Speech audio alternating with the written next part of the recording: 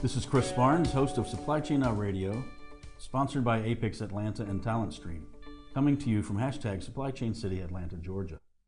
Supply Chain Now Radio spotlights the best in all things supply chain, the people, the companies, the technologies, the best practices, and the critical issues of the day. In today's Profiles in Supply Chain Leadership, I'm with Jeff Cashman, CEO of Ally Commerce.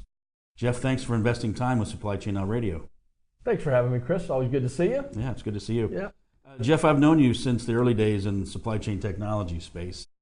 Let's go back before then. How did you get into the supply chain management space? Boy, it's a long time. Graduated from the University of Illinois in Champaign, and as you and I were chatting about a little bit earlier, my summer jobs, kind of paying for school was driving forklifts in a secondary steel plant and doing cycle counts in a chain distribution warehouse. So I always have had a passion for movement of inventory, how people and process work together, and then technologies. And when I went into the University of Illinois and graduated from University of Illinois, I had a great opportunity to work for Arthur Andersen and Company back then that turned into Andersen Consulting.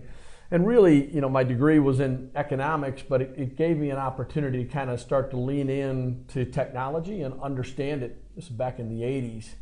And Andersen had a product at that point, a software product called DCS Logistics. So it's a big old mainframe software that focused on inventory, warehouse management, order management, and really gave me my first feel for now applying technology to business process around supply chain. And I took to that like a fish to water.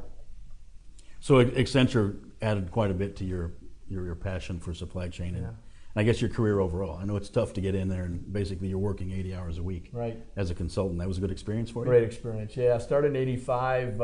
It was 5 years in Chicago, 3.5 years in Tokyo, and then came back to the Supply Chain Competency Center that was here in Atlanta, and worked for at that point, the supply chain strategy practice. But I saw a great breadth of, corporations, cultures in business, and really how these different supply chain problems were being solved, especially in the 80s when at that point we know here's Walmart starting to emerge as the big player, really starting to fundamentally change how we think about supply chains. And boy, that wasn't happening in Japan, but it was coming fast. So it was a real opportunity to be kind of at the forefront over there to see how these small little mom and pop shops were going to start to work and live and survive among these larger, big footprint stores, and how that supply chain would work in Japan, and then fundamentally coming back here in the States. You mentioned University of Illinois, so you're from the Midwest. I am, yeah. And you swam competitively there? I did. In the Big Ten? Yeah, I swam for a couple years with Don Salmon as the coach, and at University of Illinois. It was just a great experience. Yeah. Still swim today. Yeah, so I guess you're from a leadership perspective, you're somewhat competitive by nature. I think it's always been, from a young kid all the way through now. I think I look at competition a little bit differently now than I used to. Always about trying to win back then, but now it's much more about building these world-class teams to really put ourselves in a position to win, right? And once we've got that team, I've become a DNA guy. Really, really focused on, strong talent, how they've been educated, kind of great mentorship, and then taking that talent and developing that into these world-class teams. Boy, it's so much easier to win when you've got a great team around you than just trying to do it on your own. Sure. So, for anyone coming out of college today, any suggestions on maybe career management or what they should be thinking about? Well, look, I'm a big fan of supply chain, and if you look at the years that I've been in it now, 30 plus years in and around supply chain technology, and here we go again. It just continues to reinvent itself. Mm-hmm. The process and the technologies and the innovation that's now coming into supply chain. 15 years ago, nobody knew about supply chain. They walked into a store, they bought product, and they left. Today, everybody knows about supply chain. It's on commercials about how efficient supply chain is. Amazon impacting us at home. Our expectations of what we think of from a service perspective are now driven how the supply chain runs. So, boy, I'm a huge fan of supply chain, and I'm a huge fan of understanding the technology and the technology impacts on supply chain. As you marry those two together, I can't imagine a better career. Yeah, it's interesting you mentioned the publicity and where supply chain is today in everybody's lexicon. It's interesting on a podcast we did recently. I mentioned how President Trump actually referenced supply chain in one of his addresses. And when the President of the United States talks about supply chain, we've made it. So. Especially Trump. Yeah, it's really Trump, good. Yeah. So, and a lot of it with the tariffs and everything going on, I think that's got a lot of people talking about managing inventory, getting inventory in, and warehouses filling up. So driving efficiencies. How am I going to knock down those points that I'm hitting on tariff? I've got to go find those points somewhere, and you're going to find it in the supply chain. So what are some of the trends to watch? I mean, what do you see going on out there? Well, of course, at Ally Commerce, we're focused on direct-to-consumer, and allowing these brand manufacturers really to create their own experience with you and I as a consumer. Today, they leverage Amazon, but at the end of the day, we're creating a relationship with Amazon, not with the brand. And so, really, these brands are on the beginnings of how they're going to create this personal relationship with you and I, with their brands. The way they've got to do it, though, is they've got to build the capabilities around supply chain. They've got to be competitive with Amazon. And at the end of the day, today Prime is table stakes. Mm-hmm. You can't offer anything else because of the expectations of you and I as consumers and the millennials for sure. So the reality is these brands, as they become more and more, supply chain becomes more and more their core competency, specifically around the each pick and the parcel shipment.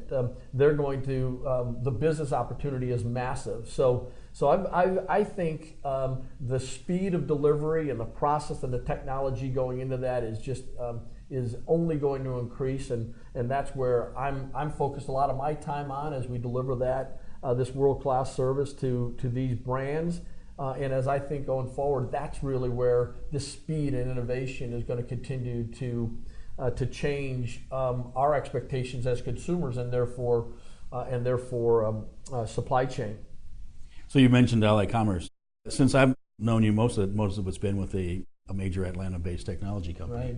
And you recently made a change. So what drove the change? Yeah, that's a great question. I think about where the innovation is happening and being much closer to the customer. You and I, Chris, have always been focused on the customer and what that customer needs and when they need it. I really like that high touch. I had great levels of visibility and touch with customers in my past career, but now it's much more intimate. We're in the C-suite talking to our customers about how they're going to innovate about a business process direct to consumer and how they have to do that quickly to be competitive. Before they are disrupted again by not only the Amazons of the world, but digitally native companies. So I love the high touch customer interaction, but also I love the development of this world-class team across all functions. And I have a great team. I've always worked with great teams. This is one team where I have an opportunity to really make a significant difference in this business. That's great. So the organization is growing. You're picking up business, you're growing your team?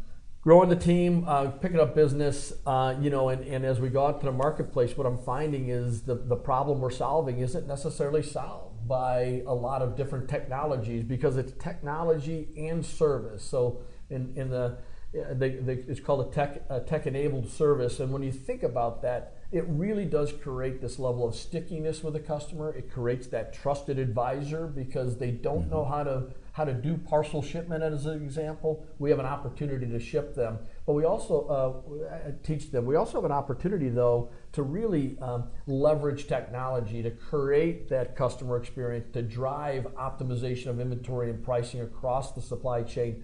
So that technology integrated with service, I think, is a competitive advantage and is clearly something that we have an opportunity to take to these big brands and teach them how to fish a little bit and how they're going to be able to do some of those operational services. Sounds like you have your work cut out for you. Yeah, going to be a lot of fun.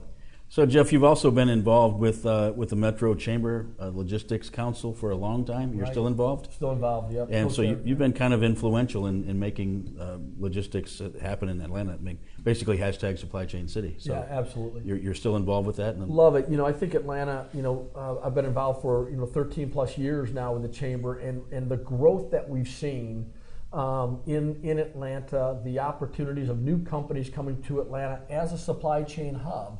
So really creating that differentiation. I think the Chamber has done a wonderful job of making Atlanta visible, not only here in the U.S. but globally, and it's becoming a center of excellence for supply chain, and it's here in Atlanta. We've got such a great support infrastructure with universities, and then you look at the Chamber doing what they're doing. That is a magical combination now with these corporate entities coming in that are focused on supply chain excellence here in Atlanta. Yeah, it's part of our podcast is a spinoff of the things that the Metro Chamber is doing. So that's part of the reason we're here as well. So we're big fans of everything that they're doing, obviously Atlanta as well. So just to wrap up with a little bit more about you, so has running a company always been one of your goals, or has it just happened to come upon it, or what? Yeah, I think there's always been a back in my mind, let's go ahead and run an entity. I think have had a great career, and then this opportunity just came upon me, right? It wasn't something that I was looking for. A couple of friends of mine in this organization said, "Hey, are you interested?" And this came upon me, and it's right in my wheelhouse. So it's right in my wheelhouse from a supply chain perspective, a team building perspective. So yeah, it has energized me, and I'm just having a blast. Well, great, Jeff. I appreciate you sitting down with us today. I appreciate all you've done with the Metro Chamber. Just be sure to check out past sessions of Supply Chain Now Radio on Facebook, LinkedIn, YouTube, and on our site at Supply Chain Now Radio. This is Chris Barnes, host of Supply Chain Now Radio, spotlighting the best in all things supply chain, the people, the companies, the technologies, the best practices, and the critical issues of the day. Jeff, thanks. Chris, thanks so much.